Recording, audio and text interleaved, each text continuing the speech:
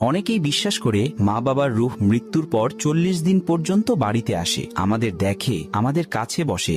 আবার অনেকে মনে করে কবরের পাশে গিয়ে চিৎকার করে কাঁদলে তারা শান্তি পায়। কিন্তু সত্য হলো তাদের রূহ ঘরে ফিরে আসে না, আর না কবরের পাশে চিৎকার করে কাঁদলে তারা শান্তি পায়, বরং এতে তাদের কষ্ট আরো বেড়ে যায়। হাদিসে এসেছে, যখন কেউ কবরের পাশে গিয়ে চিৎকার করে কাঁদে, ফেরেশতারা সেই মৃত ব্যক্তিকে শাস্তি দেন এবং বলেন, তুমি কেন তোমার জীবিত অবস্থায় তোমার সন্তানদের শেখাওনি যে চিৎকার করে কাঁদা গুনাহ।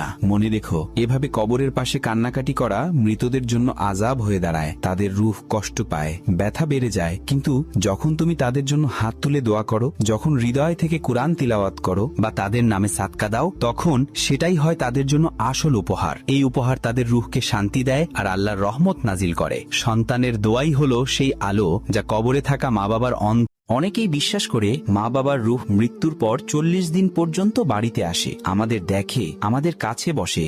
আবার অনেকে মনে করে কবরের পাশে গিয়ে চিৎকার করে কাঁদলে তারা শান্তি পায়। কিন্তু সত্য হলো তাদের রূহ ঘরে ফিরে আসে না, আর না কবরের পাশে চিৎকার করে কাঁদলে তারা শান্তি পায়, বরং এতে তাদের কষ্ট আরো বেড়ে যায়। হাদিসে এসেছে, যখন কেউ কবরের পাশে গিয়ে চিৎকার করে কাঁদে, ফেরেশতারা সেই মৃত ব্যক্তিকে শাস্তি দেন এবং বলেন, তুমি কেন তোমার জীবিত অবস্থায় তোমার সন্তানদের শেখাওনি যে চিৎকার করে কাঁদা গুনাহ। মনে রেখো, এভাবে কবরের পাশে কান্নাকাটি করা মৃতদের জন্য আযাব হয়ে দাঁড়ায়। তাদের রূহ কষ্ট পায়, ব্যথা বেড়ে যায়। কিন্তু যখন তুমি তাদের জন্য হাত তুলে দোয়া করো, যখন হৃদয় থেকে কুরআন তিলাওয়াত করো বা তাদের নামে সাদকা দাও, তখন সেটাই হয় তাদের জন্য আসল উপহার। এই উপহার তাদের রূহকে শান্তি দেয় আর আল্লাহর রহমত নাজিল করে। সন্তানের দোয়াই হলো সেই আলো যা কবরে থাকা মা বাবার